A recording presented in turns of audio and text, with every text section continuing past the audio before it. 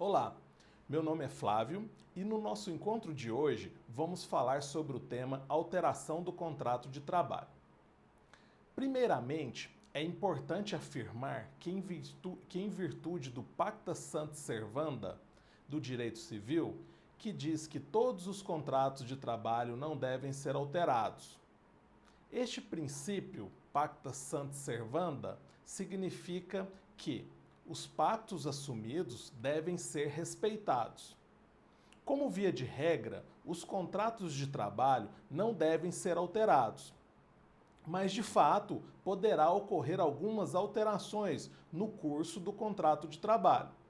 E essas alterações devem ser necessárias ao contrato de trabalho e precisam obedecer alguns requisitos, como via de regra. O artigo 444 da CLT diz que as relações contratuais de trabalho podem ser objeto de livre estipulação das partes interessadas em tudo quanto não contravenha às disposições de proteção ao trabalho, aos contratos coletivos que lhes sejam aplicáveis e às decisões das autoridades competentes.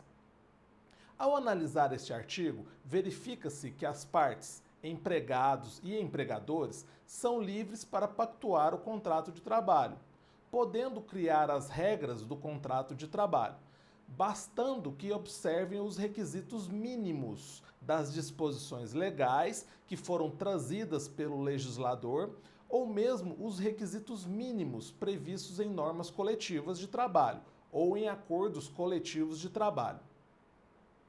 Como a alteração do contrato de trabalho não é a regra, para que possa ocorrer a alteração do contrato, devem ser preenchidos dois requisitos.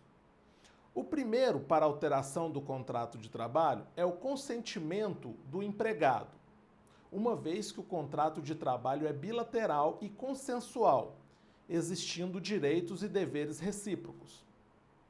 Deverá haver obrigatoriamente o consentimento do empregado.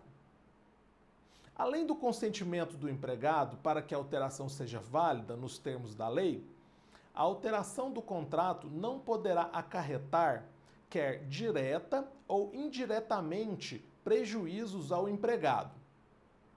E isso está previsto no artigo 468 da CLT, que diz o seguinte: nos contratos individuais de trabalho, só é lícita a alteração das respectivas condições por mútuo consentimento. E ainda assim, desde que não resultem direta ou indiretamente prejuízos ao empregado, sob pena de nulidade da cláusula infringente desta garantia. Isso significa dizer que, para ocorrer uma alteração válida do contrato de trabalho, devem ser respeitados o caráter bilateral do contrato de trabalho, ou seja, o empregado deverá manifestar expressamente o seu consentimento. E ainda, esta alteração não poderá acarretar qualquer prejuízo ao empregado. Dito isso, quando se fala em alteração do contrato de trabalho, podemos citar como as alterações do contrato de trabalho mais comuns as alterações das condições do contrato de trabalho e a alteração do local de trabalho. Quando se fala em alterações das condições do contrato de trabalho, as mais comuns são o aumento de salário, a diminuição da jornada de trabalho diária sem a redução do salário do empregado, a supressão do trabalho noturno para o diurno, que é mais benéfico à saúde do trabalhador. Outra alteração do contrato de trabalho é quando o empregado deixa de trabalhar em ambiente insalubre ou perigoso, que também é considerado como uma alteração do contrato de trabalho favorável ao empregado. Outro detalhe sobre a alteração do contrato de trabalho é que poderá ocorrer pequenas alterações no contrato, que podem ser feitas de forma unilateral pelo empregador. Esse poder do empregador de realizar pequenas alterações no contrato de trabalho é chamado de ius variandi. E um exemplo clássico do ius variandi, do empregador, é a troca da data de pagamento dos salários, que está em conformidade com a orientação jurisprudencial 159 da SDI 1 do TST, que diz que, diante da inexistência de previsão expressa em contrato ou instrumento normativo, a alteração de data de pagamento pelo empregador não viola o artigo 468, desde que observado o parágrafo único do artigo 459, ambos da CLT. Outra alteração dentro do ius variandi do empregador é que quando o empregado é promovido para a função de confiança, se por algum motivo o empregador constatar que este empregado não se encaixou na função de confiança, poderá o empregador reverter o empregado ao cargo anteriormente ocupado por ele. E esta reversão não será considerado como uma alteração inválida do contrato de trabalho. É o que diz o artigo 468, parágrafo 1º da CLT. Não se considera alteração unilateral a determinação do empregador para que o respectivo empregado reverta ao cargo efetivo anteriormente ocupado, deixando o exercício de função de confiança.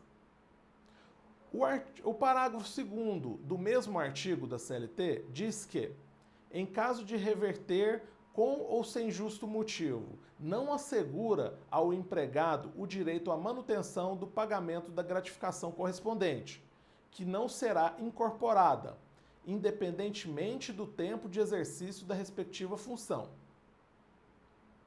O poder ius variandi do empregador não é absoluto, podendo o empregado resistir às alterações impostas pelo empregador, uma vez que ele não é obrigado a aceitar as novas condições do contrato de trabalho. Ainda mais se o empregado entender que essas alterações de seu contrato de trabalho lhe são prejudiciais. Outro ponto interessante sobre a alteração do contrato de trabalho é que a doutrina fala do ius variandi ordinário e do extraordinário. O ius variandi ordinário é uma alteração unilateral efetuada pelo empregador sem regulamentação em norma jurídica.